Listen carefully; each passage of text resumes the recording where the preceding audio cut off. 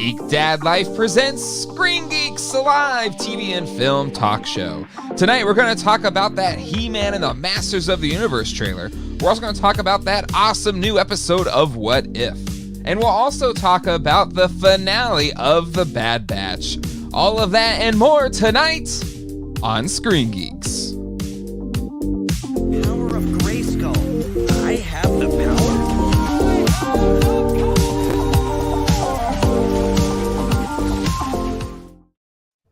Hello, everybody, and welcome to Screen Geeks. My name is Jay, and with me, as always, on this journey of screen geekery is my dear friend Ralph. Ralph, how you doing tonight? I'm doing great. Did you like that intro? I'm really proud of that intro. I really like the intro. Listen, earlier today you sent it to me. I did. I was driving and I watched it, and it was a cam video. Sure. It's great. I love it. It's like a real show. I know. I've had that idea since you made that TV graphic. And I finally was like, this is it. I'm making it. No more music. Welcome everybody tonight. Excited to be talking about some new Motu, some He-Man and the Masters of the Universe. We'll be breaking down the trailer, sharing our thoughts, as well as like to hear your thoughts as well in the chat. So let's check out the chat. It's been hopping since I made the post earlier today. Cobweb is here. Space Cowboys in the house. His Motu minis arrived today, so that's awesome. Island Media is here. Evil Villain is here. John Rhodes, Motu for life. David Scott Baker. This Troll Hunter looks awesome. Dartherian is here with a new avatar picture. Does see more tech than magic. That is fair. Brandon 3G, Phineas Bog, Vaderade is in the house. Josh Ruth, T Ponder is here. Jamie Vaughn is also here as well. And Armando, Bun Pig. Man. Yeah. Everyone's hopping in. Oh no. Entertainment Earth canceled his Origins Wave 3 pre-order. That's a bummer. I'm sorry, buddy. Hopefully you're able to find it. Roberto, we have the power indeed. And Throwback Girl is here as well. Good to see you, Throwback Girl. All right, well, Ralph, it dropped today, and we did a few episodes dedicated to Motu Revelation, right? And to say they were the most divisive and controversial episodes of our show would be an understatement. Right. Lots of dislikes and angry people on the internet. I've noticed this trailer has had similar people saying it stinks and stuff like that. And even some of the people that like Revelation have messaged me saying it stinks. Right. But I, for one, I kind of, maybe it's because I have young kids and I watch, the shows that are kind of made for them. And right. I, for one, kind of dug it, and Zach dug it as well. We watched it today, which was a lot of fun. But you need to teach him better. Again, there's some fun ones on it. The Jurassic Park show is fun. Camp Crystal and stuff like that. But what was your thoughts in watching this show for the first time? It's clearly not for me.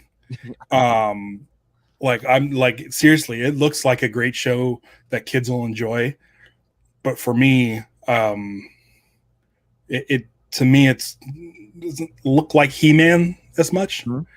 And maybe this is going to help people realize that I didn't get paid by Mattel, like they said in the last one, because I really liked Revelations. Yeah. And Revelations felt like it was made for guys like me, guys in their 40s.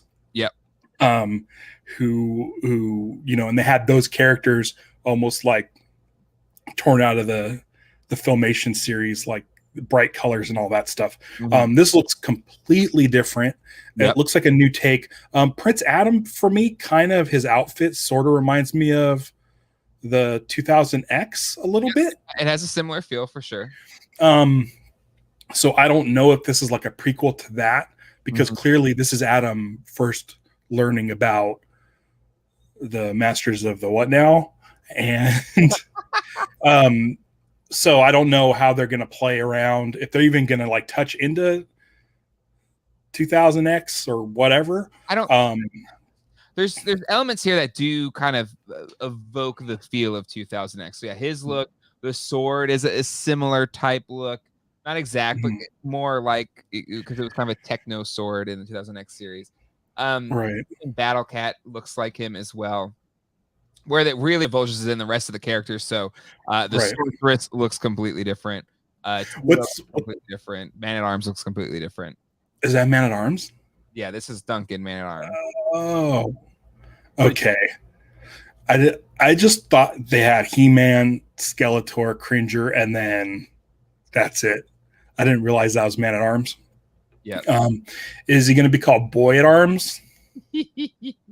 But so this is like obviously a prequel then. Well, but it's leaning more towards the tech. It's its own thing, I think. It's just it's going to be its own show. I don't think it is even trying to remotely be in the same universe as the other Motu stuff. Same as kind of 2000X kind of restarted, kind of did its own canon, taking stuff for a bit of everything and then to kind of make its story. This one seems to be doing similar to that, where it's not trying to be a continuation or anything like that. It's just trying to be its own show. Tween at Arms. That's a good one. Some Nick Dillinger, some serious Bionicle Ninjago vibes. That is fair. Right. Fair. The way they were setting up the characters and each of them having a specific power reminded me of the Planeteers. Also got a little bit of hint of like a Power Rangers vibe to it. Yeah, that's fair. That's fair. But I mean, it's so, I feel for me, it's so far removed from what we know of like the Masters of the Universe we grew up with. But it's obviously not for me. But I'm hoping that people can see like,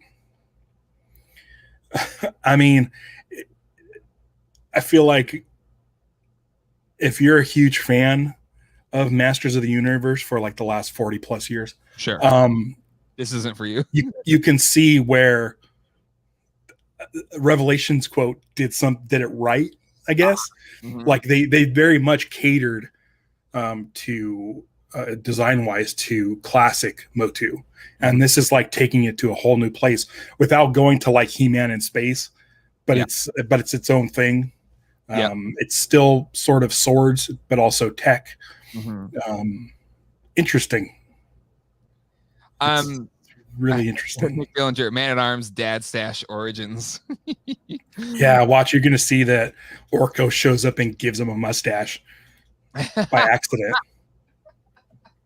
He tries to protect Duncan and accidentally just gives him a mustache, and he's like, "Oh, you know what? I kind of like this." Yeah, he has like one of the cheesy guys, the glasses, nose, and mustache guys. I love that.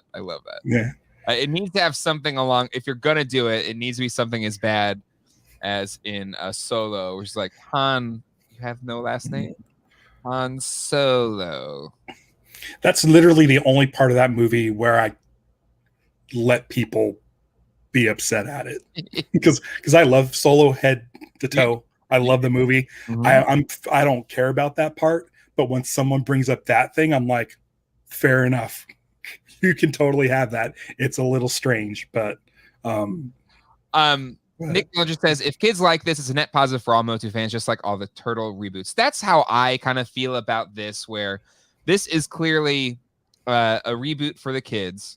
Unlike 2000X, that was a bit more geared, trying to do a bit of both, where you're trying to satisfy the adult fans of the show, the now adult kids who grew up fans of the show, and then also trying to appeal to kids, which is a hard needle to thread. This one is just going for trying to be a kid show again. And, we watched the trailer with the boys, after they got home from school, and Zach, who's 7, which is, he's probably the younger side of what this show is targeting, liked it. Like he said he liked the action and he liked the jokes. Like he thought especially the last scene in the trailer, he laughed at it, which to us is like kind of grown. but he really dug it. He thought it was funny. So clearly, the people at Netflix, they kind of probably know what kids like nowadays. They probably use some algorithm for kids shows, and they made sure it followed that algorithm to a T. But Space Cowboy says, at Colleen, Jay needs to buy all the toys for the business.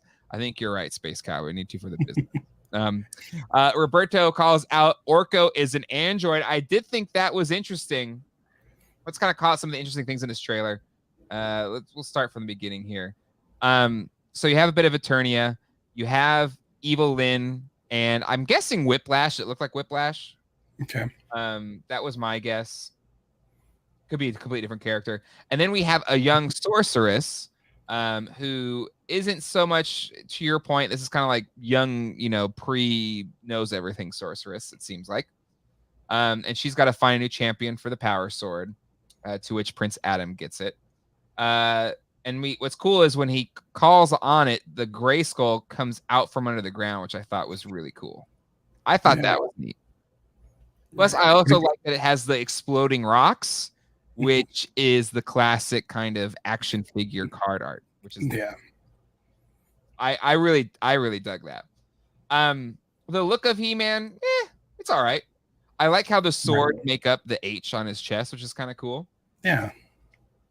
Good design. Yeah.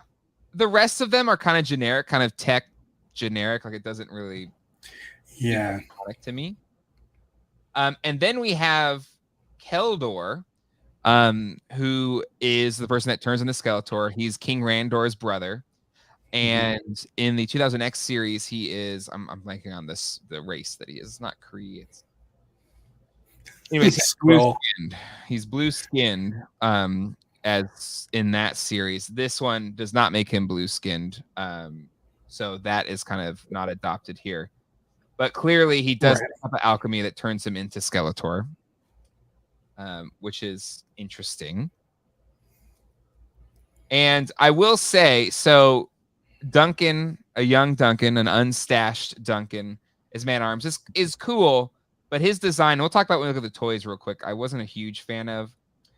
Cringer looks fun. Again, his claws and everything, very 2000X in terms of look.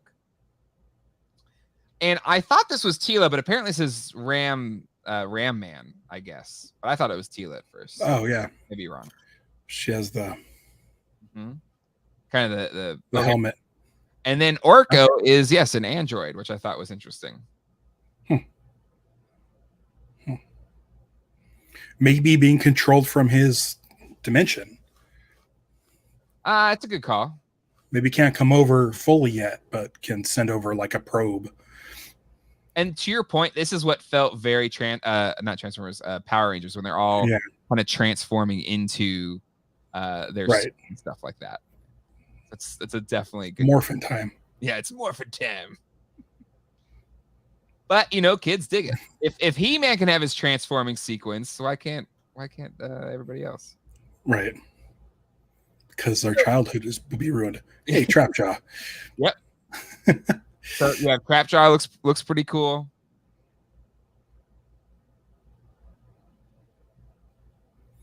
Out of all the pretty sweet. There's Evil Lynn again, and Skeletor. He has this skeleton hand, which I find interesting. It's in the toy as well. Look at those. But yeah, again, it's clearly for kids, and I think that's okay. And hopefully, I know a lot of grown-ups, like the 30 and 40-year-olds, friend, I was like, I don't like it. I think that's the point. I think that's the point. My reaction was very much toxic. Really? Yeah. But I mean, I understand it's not for me, so I don't need to go anywhere and be like this jacked up my childhood. But definitely not for me. But if I hear good things about it, if people are like, hey, this is really, really good, I would definitely check it out. Yeah, we're gonna watch it. We'll watch it as a family. We dug some of the other ones that Netflix done. Again, I think Camp Cretaceous probably less quality in animation, but we really enjoy the show. Again, if you're looking for a show to watch with your kids, it's a fun one, especially if you love Jurassic Park. Good call. Yes, Beastman is in the trailer as well. But yeah, I think the general read here is that it looks cool, but maybe it's just not. It's not for me, which is fine. I think. Yeah. We don't Dave have to. Cringer, I guess, is the voice actor doing Cringer. Oh, thank you, Roberto. Keldor Skeletor is a Gar. Gar is the race, the blue skin race. Thank you. I couldn't remember. So okay, so that is the trailer. The pictures for the toys were revealed as well. We've seen them leaked before. We won't spend too much time. We'll spend more time on this on Toy Geeks on Sunday. But I still want to go over them because I think it's a good look at the character designs. But Ralph, do you have a show coming up on Sunday? I heard there was an Alanis Morissette concert. There is an Alanis Morissette concert, but Colleen is going with her friend instead. So I got out of it. Toy Geeks will happen. All right. So I don't know about the Trap Jaw, but some of the other stuff. Trap Jaw is like my favorite He-Man bad guy. Mm-hmm. So it's a little bit sacred.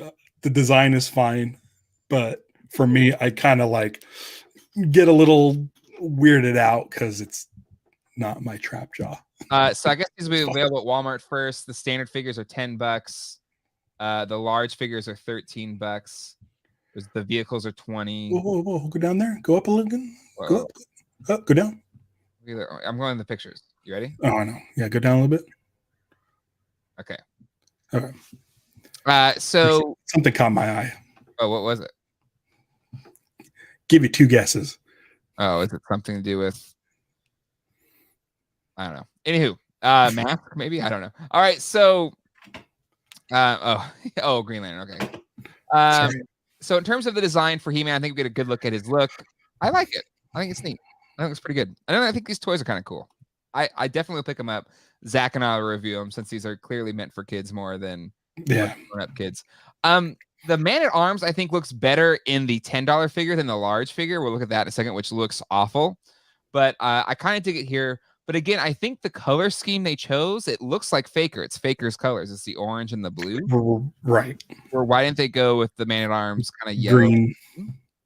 That seems like a miss to me. Because I think swap the colors. I think it'd be really cool with the translucent plastics and everything. I think it's a pretty cool toy. But again, blue and orange is Faker, so that's kind of trippy to me. Skeletor, in terms of his design, I like it. It's different. The skeleton hand thing looks kind of cool, so we'll kind of see maybe how that plays out in the show. Clearly, he did something to transform himself into Skeletor from Keldor. But still, look at his toes. I know his toes look all gangly. This Snake Mountain throne playset looks kind of fun. That artwork, like, even though it's all new designs and stuff, that artwork definitely feels like Masters of the Universe. Oh, totally. Yeah. Oh, I kind of like that. So here's Trapjaw, if you had your favorite character. So you don't his tooth thing looks weird. Yeah. I'm not. I don't care for that. I like that he does have the claw that opens up and it looks like it shoots a projectile, which is neat. Yeah. But it definitely feels, these toys feel like the 2012 Teenage Mutant Ninja Turtle toy for me, where the designs are similar but different. There's similarities, but there are some big differences, and they do look like good toys. I'll be excited to pick these up. Yeah. Shelves. So that's awesome. The Ground Ripper, which is cool. Now look at his outfit there. Has the more traditional brown colors. Mm-hmm. I think I dig this more than the blue. Yeah. Yeah. Yeah, I dig it too. I dig the look. Skeletor. He has kind of the disco Skeletor colors, which is kind of neat. And he's got his own motorcycle, which is cool. And then this is large battle armor He-Man, which kind of looks like Zodak when he has the helmet on. It kind of has a Zodak look to him, which I think is kind of cool. Still though, meh. But he has the brown as well, so maybe that's when he's rocking the battle armor.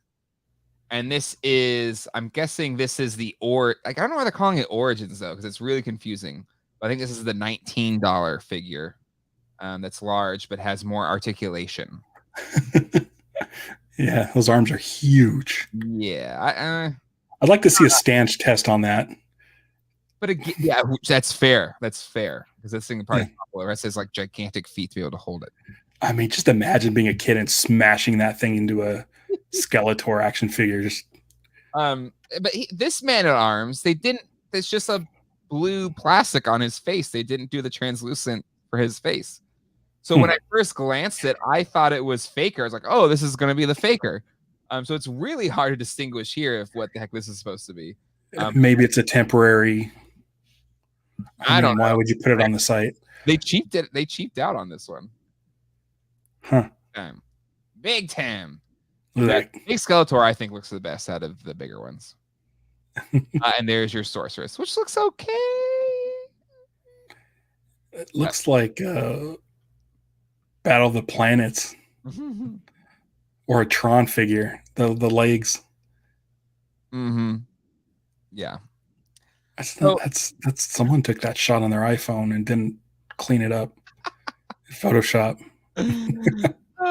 So there you have it. Our first look at Masters or He-Man and the Masters of the Universe. You get your He-Man right up front. Exactly. There it is. Big letters. Michael Moore, also, I might hello everyone. Hello, Michael. Caesar says, yep, agree the Skeletor looks the best. Man at Arms without the arms. $20 or $18. Going back to that. There's a large Origins figure for $20, but the more basic large figures are $12.99. Okay. Caesar says not feeling the super over-designed look of these, but I'll get the Skeletors. Roberto says the chest logo is both an H and an M. So there you go. It's kind of cool. Josh says that seems like a bad price point for a kid's toy. Honestly, most are $10 now. It's really hard to find any action figure that isn't $8.99 or $9.99. The Ghostbusters figures, these ones, are I think $10.50 at Target. Yeah. So that's just kind of the going rate these days for kids' toys. Space Cowboy says the Trapjaw looks suspiciously similar to Megatron from the Michael Bay movies. Yep. If you spray painted silver, it would look just like it. It's the jaw head shape. It's that sort of home plate shape. Finney says, does Walmart get the flocked Skeletor cycle? Sure, let him. Darthurian looked like he had a blender of doom mouth in the trailer. He definitely did. Maybe Man at Arms having the same colors as Cringer Battle Cat made for confusing visual. You can tweak it a little bit. Like you don't have to be the same green or whatever. I don't know. Yeah, more people calling out the Trap Jaw as a strange transfers vibe. Phineas, not my hashtag, not my Trap Jaw. Roberta's designs remind me of Disney Toy Box, but I kind of dig the Disney Toy Box toys designs. I think those are kind of cool. Do you know those, Ralph? Those kind of more characterized. They're kind of along the lines of the Disney Infinity. Yes, but the kind of real squared off fists. Yeah. I like that.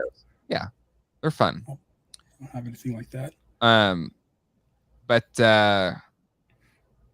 guess so. They're calling her Ram Ma'am. That's kind of fun. That's fun. That's fun. And Landros, I'm not feeling these figures at all, but can we still be happy it's Motu for new generation kiddos, right? And these should be McDonald Happy Meal toys. Absolutely. Again, I think, I tried to watch Revelation with Zach. It kind of scared him a little bit. So, and that one scene is pretty rough. Yeah. And so he didn't come back to it after that. Really, he watched the last episode, but he kind of was still spooked. So, he loves the Origins toys. He loves Castle Grayskull, all of that. So we'll watch this one. I think it'll be easier to watch with the kids, which I think is a good thing. Yeah, He-Man does look top heavy for sure. So yeah, final thoughts. I think, it for what it's made for, it's for the kids, and we're not supposed to like it. The grown-ups are not supposed to be like, this is my jam. This may be the last time we talk about it on Screen Geeks, but hopefully, if it's good enough, maybe we'll revisit it. I don't know. Yeah. I'm sure you're gonna watch it with Zach. Let me know. Let me know if it's good. Caesar says Mattel seems to be going all in with Motu. Makes me think Troy Guru's claim that Mattel is about to lose the license is true. I thought it was, as long as they keep making stuff, they won't lose it. But we'll see how that plays out. It's like Roger Corman's Fantastic Four. Yes, exactly. Scott D is here, fellas. Good to see you. Good to see you, Scott D, for sure. But Space Cowboy says, I'm not going to get these figures, but I won't dump on anyone who does. Listen, I'm going to get it for the channel. I have 2 young kids, so we will review them here, so you don't have to. I will make the sacrifice to pick these up, so you don't have to, and then you can decide based on the review if you want them or not. It's crazy how civil everybody is being. I thought for sure I was going to walk into this storm of just hatred. Luckily, I don't know. Maybe because Clownfish hasn't done 10,000 videos about how it's the worst. Who's Clownfish? Who's watching other stuff besides Geek Dad Life? That's what I want to know. There's plenty of people watching stuff or watching channels that aren't Geek Dad Life. But so yes, so I think since it is a kid's show, that's probably why there's not that many people making a big deal about it. All right, so there you go. There's He-Man. Let's go to the next thing, Ralph. What are we going to talk about next? You want to talk about What If, the Eternals trailer, or Bad Batch? Let's say let's talk Eternals. I just watched the trailer. Okay, let's talk before jumping on. Perfect. Let me pull up the old trailerino here. So can I just give my initial thoughts here on this? Sure. Yeah, go for it. They did the trailer already, right? Right.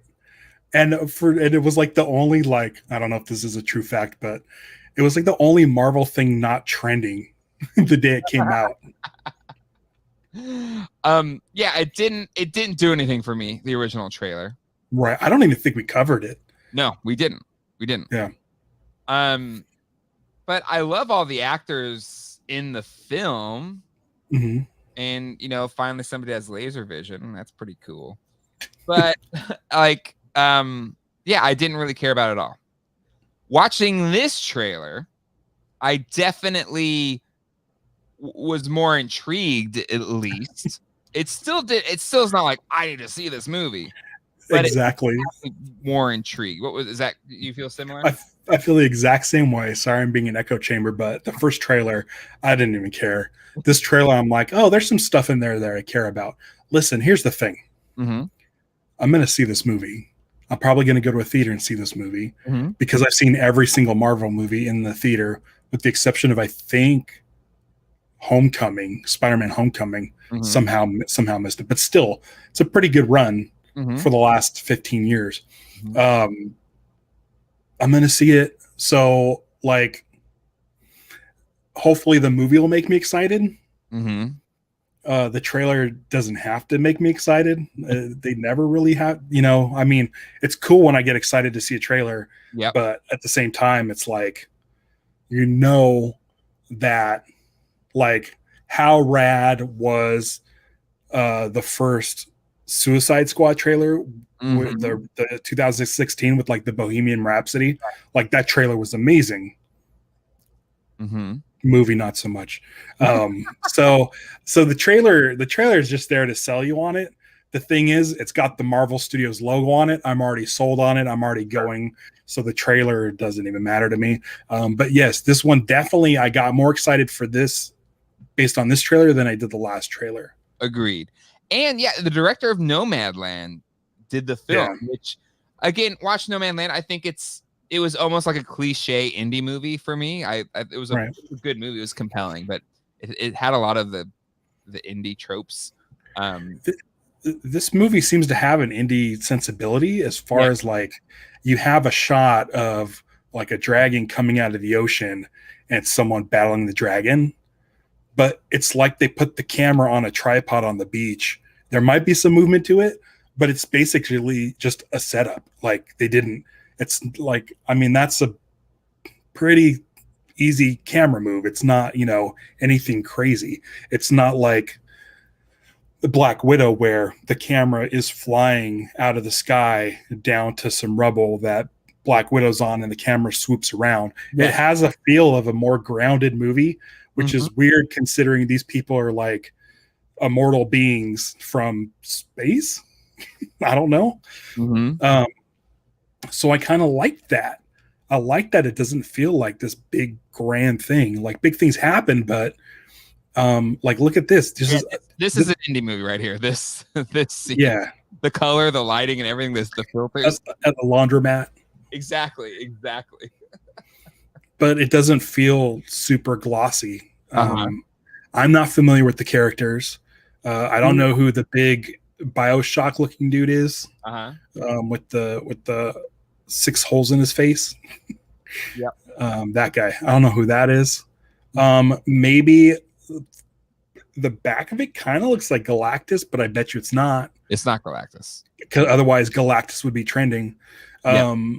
But I feel like whoever this dude is, and I'm sure someone will say, will be able to lead to something like Galactus. Like this is like the Eternals is a necessary step. But the big bad is going to be Kang this go around, right? We know Kang's going to be the big bad. Right. And then I would assume after Kang, it will be Galactus, right? Because by that point, you'll have hopefully the Fantastic Four, and then you can get to the Galactus trilogy for the comics. Silver Surfer. Exactly. So does Silver Surfer? That's wave. I don't know. That's like 10 years in the future, maybe, or 5. But what is 10 years? 10 years is like nothing. I know. But like Silver Surfer 100% is going to show up in a post-credit thing. 100%. Really? You think? Really? Yeah.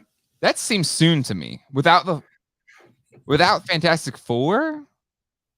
But Fantastic Four is so close. Like that's after this wave of stuff, right? Yeah, but that could be, I don't know, 2 years from now. Like I don't know the timeline on that, but Caesar says he's a celestial. He's a celestial Eshrim or something. He's the judge. Right. Here comes the judge. But I didn't realize Angelina Jolie and Selma Hayek were in this movie, and maybe they were in the other trailer, but I didn't even recognize or acknowledge that Selma Hayek, and Angelina Jolie. What's going on there behind her in the sky? Is that Oh, it's probably just something dangling. I was like, is that Silver Surfer? I'm blanking on this actor's name. Kumail Nanjiani? Yes, thank you. Yeah. He got super buff. Yep. But, so if you're a fan of Silicon Valley, he's a really funny dude. So excited for him to be in this movie. And then this gentleman, I'm blanking on his name, but he's from Atlanta, and he's great in Atlanta. Right. He was kind of meh in Godzilla, but that was kind of that's something we disagreed on, I think, right? Godzilla. Yeah, the whole podcaster, like conspiracy theory podcaster thing, was kind of lame, but that's just me. I don't know. I mean, yeah. Curious to see how that goes in Ghostbusters. What do you mean? There's a character called Podcast. Oh, I'm right. Assuming, He's not I'm assuming the podcast. Yeah, probably. And then this last scene was very Marvel with him breaking the table. Right. I don't know if it hit. I don't know if the joke hit as well for me as maybe it was intended to. It wasn't that funny. Right. The last trailer did something similar to that. Because even this scene, like there was so much like just quiet in it. It again felt like a lot of indie movie tropes to me. Just like this is a studio head. This is a studio head saying, "Put something funny in here." Okay. So again, more excited for this than I was before. I think somebody said, I do want to. Oh, there, he's a celestial. Space Cowboy says the ads for Shang-Chi are killing my excitement for the movie, but the Eternals trailer looks exciting. Yeah, I still feel nothing for Shang-Chi. Still gonna see it. I'm gonna see all of them. I'll see it too. I will see it too. Yeah. But I'm not excited for it or anything, but I could be surprised. But I think just because I have better going in with less expectations. You're right. Than yeah. Scott D disagrees that how we like this trailer more. Scott says the scenery and especially the music in the first trailer drew me in more. This one gave us more, but I like the first trailer better. Regardless, some insiders say this could be their best movie. Wow. We'll see. I don't know this comes out. This comes out like what, next month or something? November 5th. November. Oh, so a week or so before She is next month. Yes, correct. Got it. Hey, they're gonna keep pumping them out. I'll watch them. Agreed. And then I did want to call out Michael's comment here. I feel like between this and Shang-Chi, Marvel is trying to break their mold, which I'm here for. I agree. I think kudos to them. Like they did their most well-known characters. They have this capital of trust from the audience for them to be like, you know what, we're gonna do stories that are not, you wouldn't even care to. And I think I mentioned that on our last episode when we watched the first episode of What If, where I was like, I would like kind of these one shots. I like What If because they're one shots that can exist somewhere roughly in the Marvel universe, but it doesn't have to be part of this huge story. So it would be nice to kind of explore some of these, other areas like your Rogue Ones or your Solos, but do that for Marvel, where you can still have the one timeline but you can sort of also have some side stories where you're not sitting there trying to remember a movie from 12 years ago, and how it ties in with the last time we saw this character that just showed up. So, these guys are new. Apparently they've been around. They aren't really allowed to sort of step in when it came to like Thanos. So it's interesting. It's interesting, but we'll see. I'm not super fired up, but at one point I didn't know any members of Guardians of the Galaxy. Agreed. And now I love those characters. So who knows? Agreed. Who knows? Caesar says, have you guys not seen the reactions to the Shang-Chi critic screenings and fan screenings? Everything I have read is incredible. Some people I trust saying it's one of the best CMB movies, comic book movies ever made. That's high. Sure. Wow. Yeah. Now, Caesar is a Marvel fanboy, so I'm going to put that into context for whatever Caesar says. But that's fine. I mean, if you're a Marvel fanboy, that means you're looking at more things on the internet, searching out more sources and different ideas and stuff. So for us who are like not really into Master Kung Fu, we're not going to seek that stuff out. So we just don't know. Hey, listen, I want to be entertained. I want to have a good time. And I'm all for falling in love with new characters. So I'm like I said, every Sunday of opening weekend, me and my family go see the next Marvel movie. We haven't missed one. So yeah, they already have my money. And we'll definitely probably talk about it after the fact. But yeah. 100%. Josh says, I would rather go in with low expectations, and I think it's a good point. I'm going to go see it, and I don't really have any expectations. So I'm sure it will be a good ride. It's all uphill from here, all smooth sailing. Smooth sailing is probably the more appropriate. All right. That leaves What If and Bad Batch. You're going to save the negative for the last, or not to spoil anything, but yeah, we'll leave the negative for the last. I stopped watching Bad Batch, and we'll save those thoughts. Next up, we're going to talk about What If. What If? Such a absolutely, like, I dug the first episode. Like, I really enjoyed it. Yeah. We talked about that last week. We did talk about it on the last show. But this one just took it to another level. And if you could critique one thing from the first episode, some people didn't like that it really stayed within the confines of the first Avenger. The first Avenger. This one definitely like explored more of the space of sure, it kind of started same to Guardians, but definitely kind of went in a different direction. Yeah, everything changed, even to Thanos. Yeah, Like everything is completely turned on its head. Yep.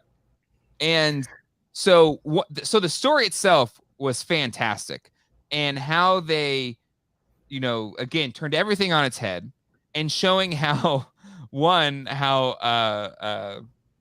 the original Star-Lord is kind of a doofus of a person, because Right. T'Challa being Star-Lord, he basically changes the landscape of the universe for the better. Like, he turned Thanos into a good guy. Like, that is amazing. Like a really likable guy. Trash.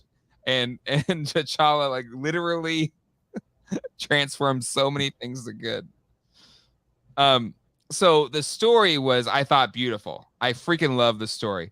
But then to take it to another level, this is Chadwick Boseman, who has passed away, and basically playing the character.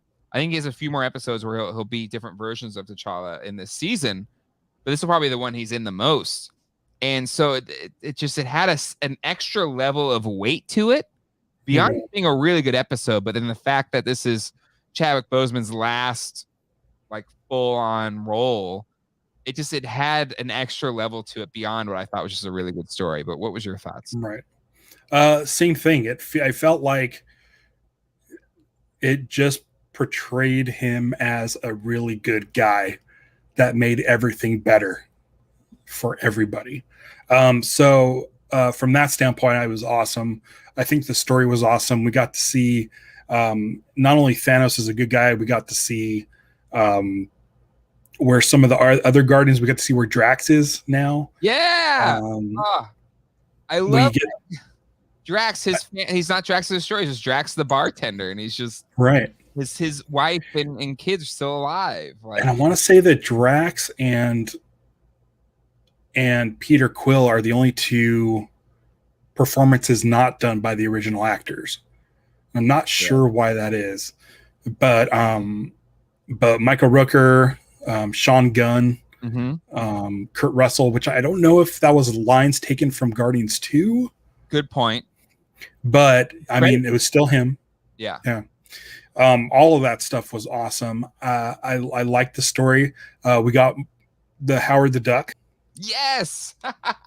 Who had been taken out of, he's been set free from his cage. Yep. So I think in Endgame, he's in Endgame. He shows up. He's in, wasn't he in something else too? Like, I thought it was an end credit scene in Guardians 2 or something like that. Had he escaped though? Maybe, yeah, I don't know. Yeah. Anyway, we know he's out. Yeah. Also played by Seth Green. Yes. Again. So that was cool. And is Kevin Smith still working on a Howard the Duck series? I don't know. It's a good question. It's so hard because he likes to say what he's up to, like, way in advance. Yeah. That's why I never thought we'd get Masters of the Universe Revelation, because, you know, where's his Buckaroo Banzai series? Where's his Mallrats series? Where's his Howard the Duck? So I'm hoping Howard the Duck works out. I didn't watch MODOK. Did you watch any of MODOK? Like, that was a Hulu. No. Yeah, I didn't watch any of that. I wonder how that went over. Maybe I should check it out. Howard the Duck was free in after credit scene in Guardians of the Galaxy 1. Okay, he's sitting there with the martini glass, I believe. Yeah. And yes, Howard the Duck was in the credit scene for Thor Ragnarok. Thank you. Caesar says, quick thing, Jay. Chadwick is in 4 episodes, but not playing a different character. He will be this Star-Lord version. Same with Captain Carter. Will be in multiple episodes. So that's cool. Oh, are we going to get sort of our this what if dimension Avengers? I guess. Ooh, yeah. I'm down with that, because what I love about this Star-Lord take of T'Challa, which I did not expect whatsoever, is what's so cool about it is take away the trappings of royalty and just this kind of kind king that T'Challa is. So take away all of the power and the prestige of being a royal. He's still this kind, good person that changes the universe for the better. Cool. And I love that story and how they wrote out that story. Yeah, I thought it was really well executed. I'm getting more used to the animation. I think I liked it more in this episode than I did the last episode. Yeah. Probably because this takes place in space. And so having this like advanced computer animation makes more sense to me than a 1940s. Yeah. It would have been cool if they did like a Max Fleischer style of artwork for the first episode. And I was kind of hoping, I know this is one show, but I thought it would be cool if they did what like we haven't even talked about and probably won't really get into that much now is Star Wars Visions, where it would have been cool if they did different art styles for each episode. Yeah. And I think that this animation fits this better than in the 40s. Yeah, but I did dig the 40s look though, because I kind of got it evoked the feel of Fleischer a little bit for me. Yes, it's obviously, but it had a feel of that to me a little bit, and it kind of looked like the Rosie the Riveter, like a lot of the artwork that you would see back then in the 40s. Right. Even though yes, it's computer animated, it definitely has a kind of a video game cell shaded kind of look to it. I thought it kind of felt right for the Captain Carter episode, but I can understand where I agree. If they did like a Fleischer or even a Bruce Timm style animation, it may have carried better. And it sounds like they're going to bring these storylines together, so you're going to have a cohesive animated style. So that makes sense. Yeah. I don't know how much more I have to say other than this show's great. Yeah. So far, they're 2 for 2. Yep. I'm not sure how many episodes it is, but yeah, I'm enjoying it a lot more than I thought I would. Same. Yeah, I think for me, right off the bat, really digging it. Kind of similar how I think Loki got me right away. Like I was 100% in. And yes, I agree. You could argue the end of Loki was not great, but I still liked it. No, I liked it. I just had an issue with the performance. Yes, a lot of people did. Yeah. If you watch the honest trailer of it, they used to have that way of just pulling the clips together and putting them in a row. It makes you see like how like absurd something is. And they called that out in a really compelling way. But anywho, I really dig it. This again, I think just the episode is really great. The story is really great.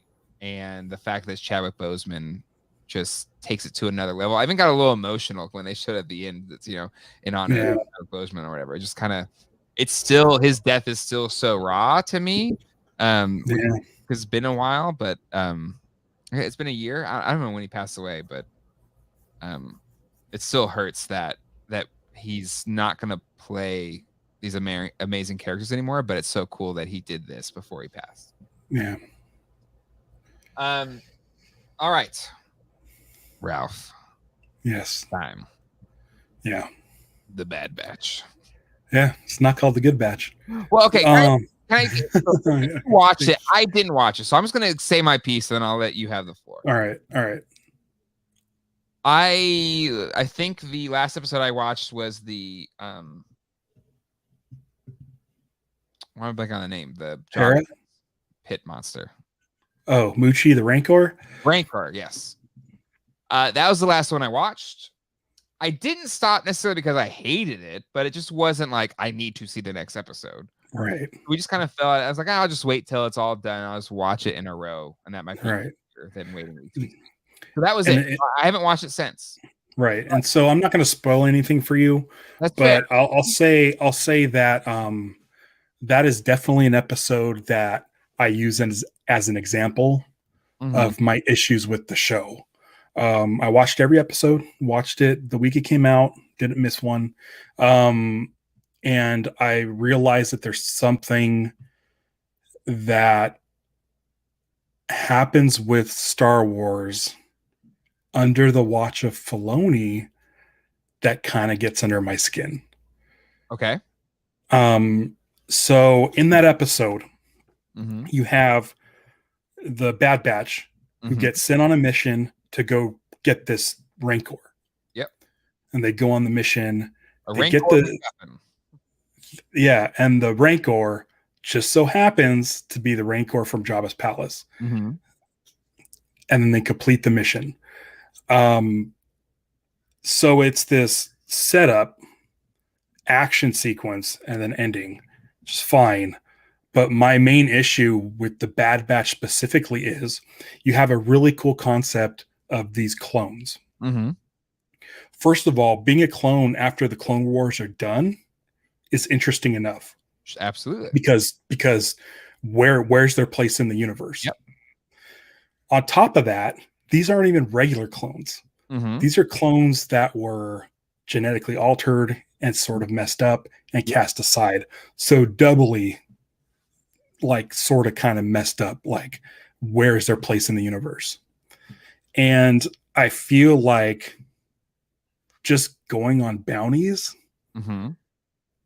isn't exploring these characters that I was hoping to explore. Mm-hmm.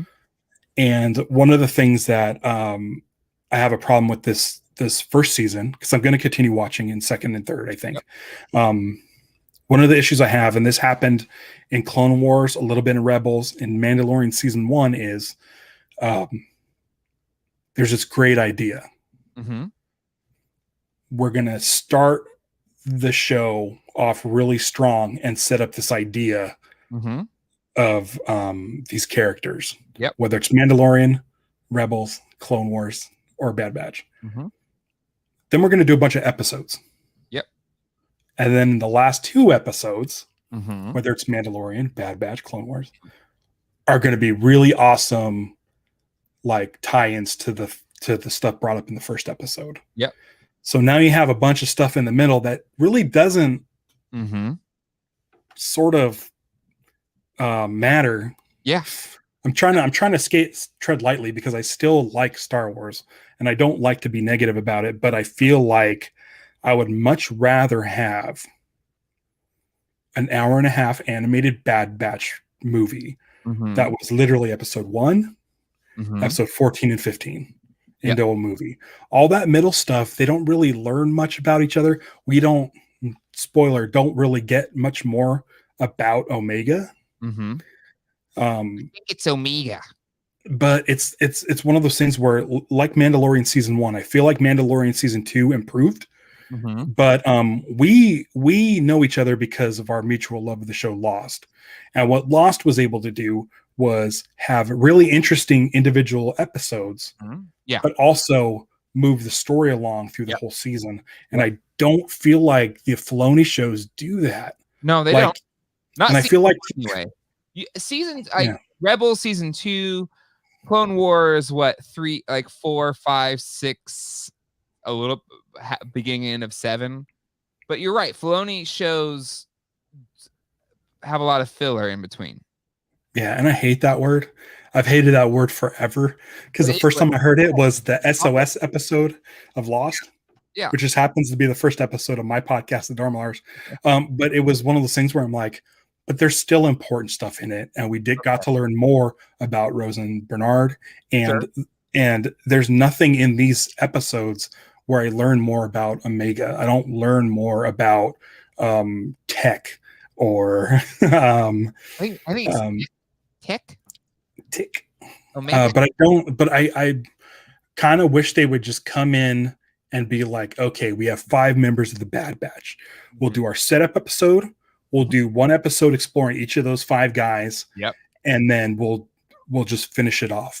Yeah. And just make it a nice, neat story where you're not just going to some random place, walking around a planet, get ambushed by some bugs or bounty hunters or clones, and then just that's the episode. It was kind of just getting monotonous watching them over and over again. You get tiny character stuff in there, but it's not like I just feel like, and again, we're talking about He-Man and the Masters of the Universe. It's for kids. It's for a younger audience. But I feel like with Star Wars, there's room to explore, I like my movies, my Star Wars movies, faster, more intense. Mhm. I like Solo because it's just boom, here we go. Mhm. We're not over explaining anything. We're just getting to the point, and we're Yep. fighting, and we're having fun, Yep. and we're learning about Han Solo and what he's willing to do, and how he became who he was in Episode 4. Mhm. Cool. But when it comes to the shows, you have time to sort of learn more about these characters, Yeah. especially in like Mandalorian.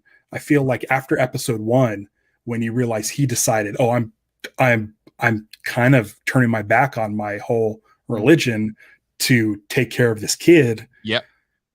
The second episode, you're like, I can't wait to see what he does to protect this kid. And it's just like, oh, go get an egg for us and we'll fix your ship. Yeah. And it's like, no, like you have time. Get to know the characters. Yeah, Let us know. So like for me, like the Bad Batch is the same way. Episode 1, the penultimate, and then final episode are really the only ones that kind of matter. Yeah. And the rest is just noise.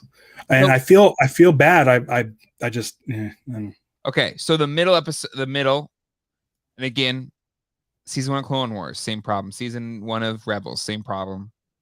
Season 1 of Mandalorian, same problem. Right.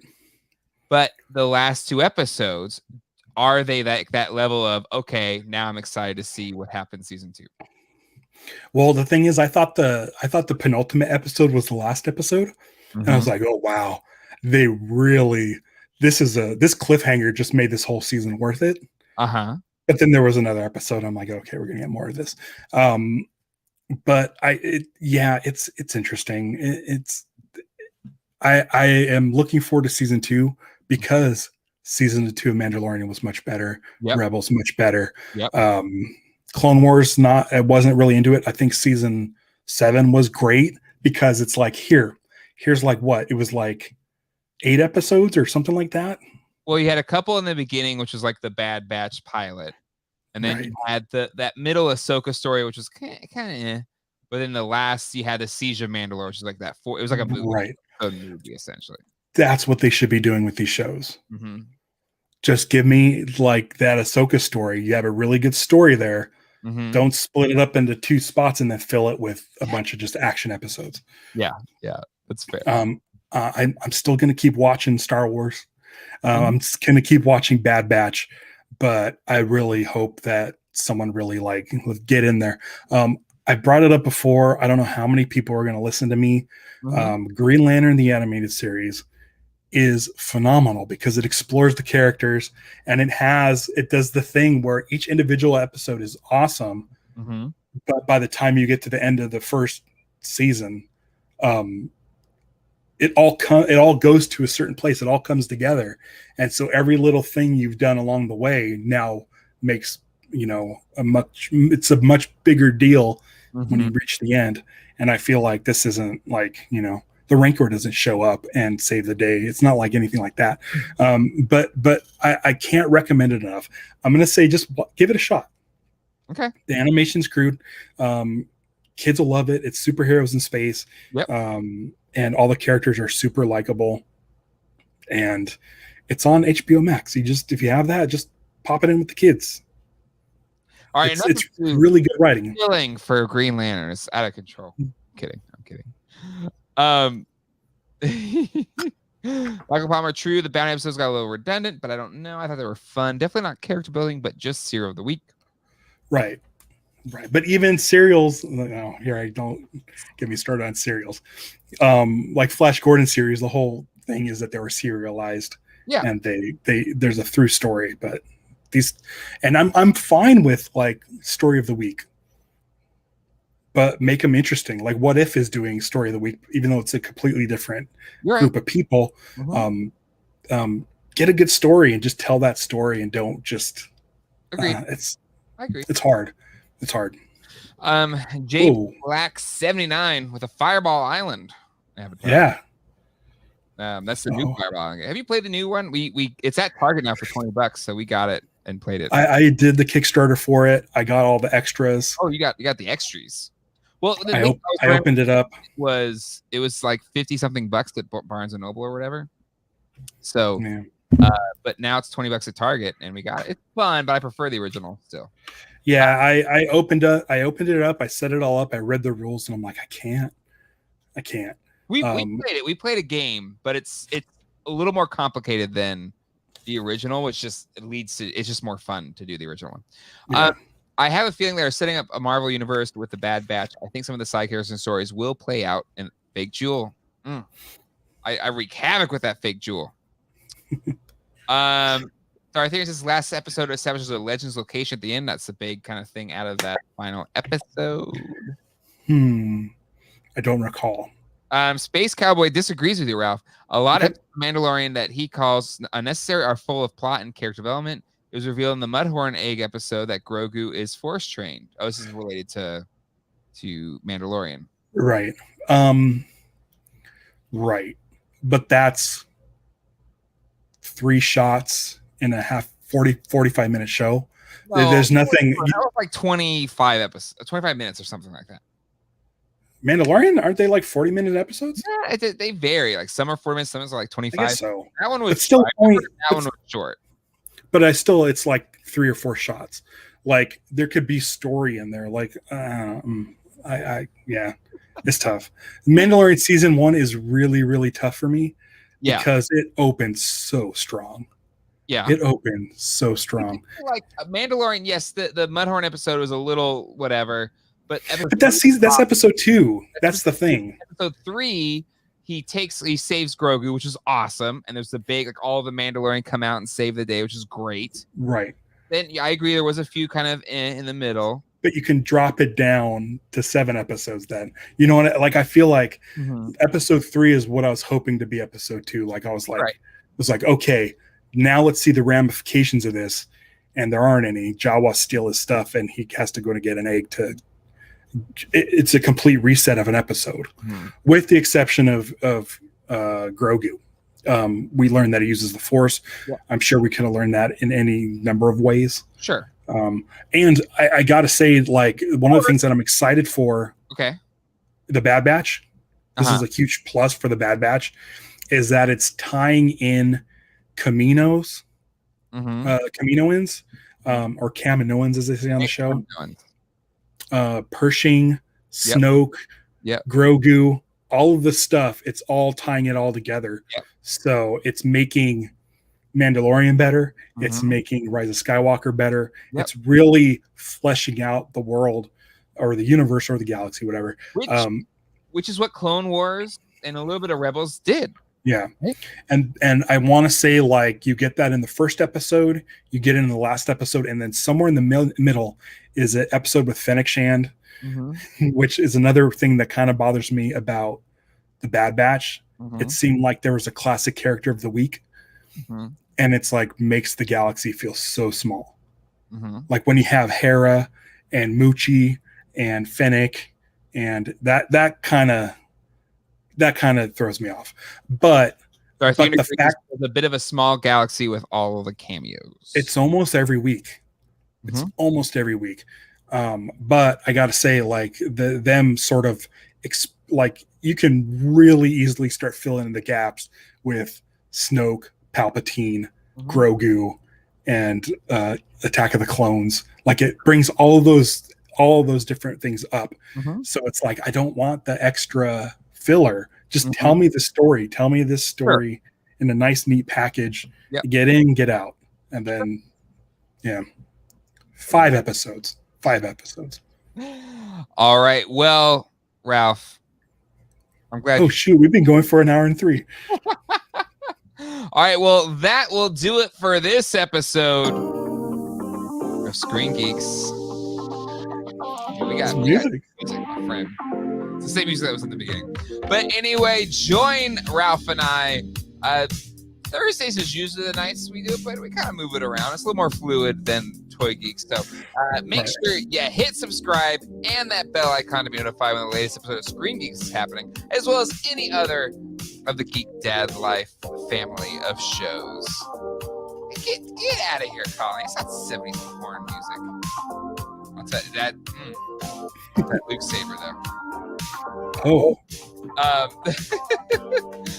Speaking of which, real quick. Okay, good. Wednesday. They're doing that Disney Gallery Mandalorian season 2 finale. Yeah. Super excited because it's all about how they made Luke Skywalker. So I don't know if we'll talk about it here, but we're doing a special episode on live action Star Wars. So which you can find youtube.com/live action SW. All right, well, that will do it. Send an email to geek.live@gmail.com. Make sure you hit the like button. Luckily, nobody hit us too hard for liking or not liking Masters of the Universe today. And until next time. Oh, go ahead. Sorry. I have a problem with Caesar. Uh-oh. All right. Take it. We'll take it outside.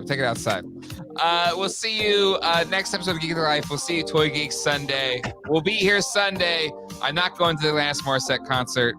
And we'll see you then. Hasta luego.